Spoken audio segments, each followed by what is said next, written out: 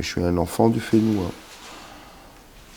J'ai grandi en Polynésie, donc je fais partie de ces enfants qui sont pas forcément polynésiens, mais qui sont du Fénois. Et qui sont habités par ce pays et cette culture. On a les feuilles de cava, le côté pays fédérateur et tout, par rapport à ton boulot. La force avec les dents de requin, je pense que ça fera un joli col. On a conjuré le mauvais sort ici, le courage, tirer des bords pour remonter l'adversité, bienveillance et protection par les ancêtres, persévérance, dédication familiale, et puis là on a la couronne des princesses. Ouais. Ça marche. Pour apprendre à tatouer, traditionnellement, déjà la manière d'apprendre à tatouer, c'était de se retrouver témoin du Tafunga Tatau en tant que stretcher, un témoin direct en première ligne, c'est-à-dire là, sur la peau, en train de tirer la peau et de voir le mécanisme et l'action directe du tatouage, comme il se faisait à l'époque. Donc de cette manière, on apprenait le tatouage. Je te nettoie un peu là déjà, parce que après, tout à l'heure, on va en voir partout. Bon voilà, écoute, on est bon pour nos lignes. Il n'y a plus qu'à... Et ça durait généralement 2 ans. 2 ans, parfois plus, suivant les transmetteurs. 2 ans où on était là juste à tirer la peau, à être présent pour tout le cérémonial, présent pour toute la douleur, pour toute l'empathie, pour tout le processus, les constructions, les traçages de lignes, voilà, tout ça, et qui fait qu'on assimile avant de pouvoir se mettre réellement à l'action.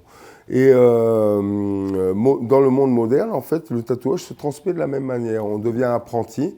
En étant apprenti dans un tattoo shop, on devient témoin. On devient témoin des outils, on devient témoin de la main qui tend la peau, parce que maintenant, le stretcher n'est plus là pour tendre la peau, mais soi-même, on tend la peau parce qu'on a un outil adapté qui permet de travailler avec une main au lieu de travailler avec 2.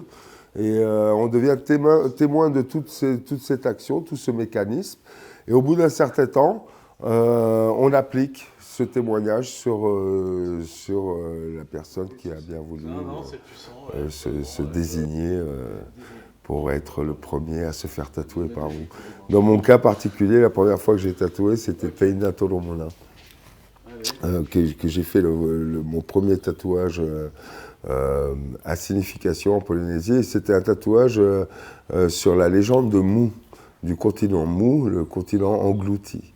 Ouais, une belle légende, une belle mythologie qui mettrait en avant que la Polynésie serait les sommets d'un continent qui a été englouti un peu dans l'esprit d'Atlantis, qui a été englouti et dont ses descendants seraient le peuple polynésien d'aujourd'hui. Voilà, pour la petite histoire de mon apprentissage, de l'apprentissage et de mon premier tatouage.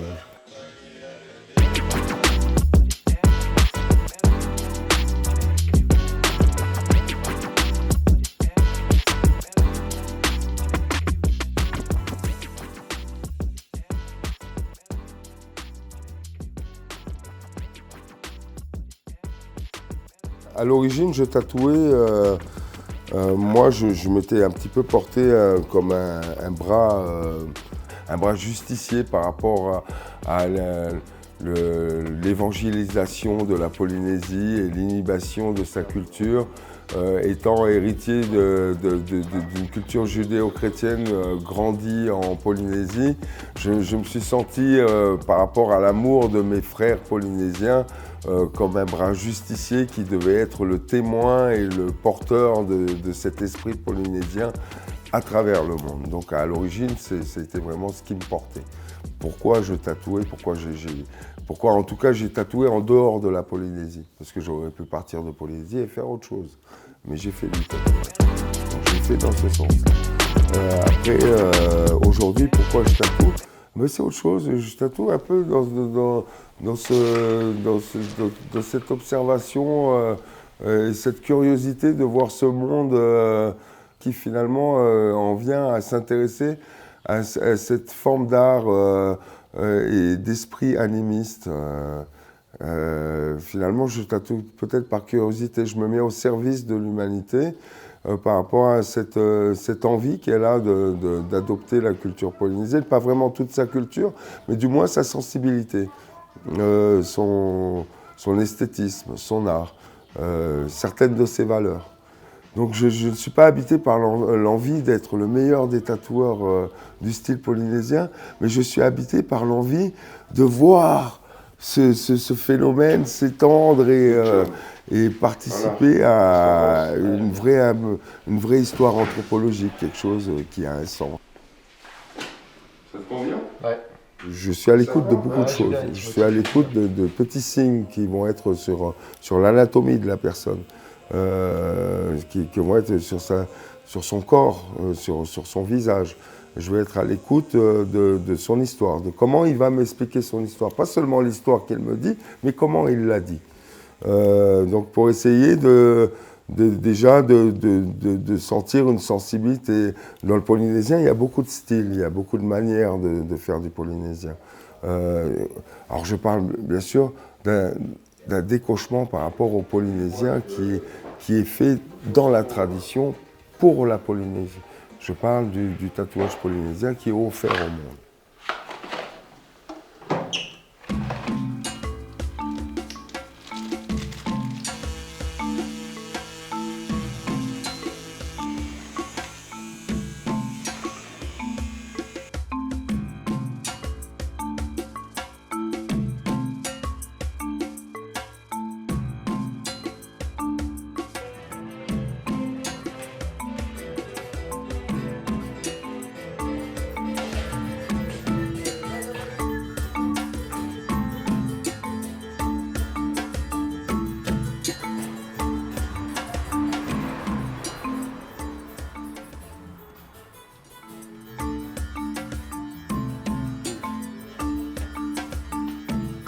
Cool, hein?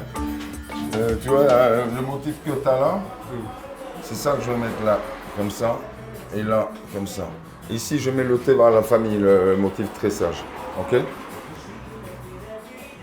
Et là aussi, je fais pareil, je fais en pointe, on va venir comme ça, en pointe, en triangle, comme ça, comme ce motif-là. En fait, je vais rappeler ça là, là, là, là et là. Je vais le refaire à chaque fois.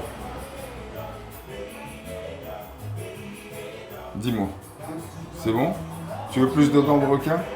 J'en ai pas mis, mais t'en as là, t'en as partout. Je me suis dit, je joue avec les rayons comme ça. Hein? Peut-être pas... Pas remonter ça comme ça? Ok. Ok. On va changer ça. Ouais, ouais. Viens.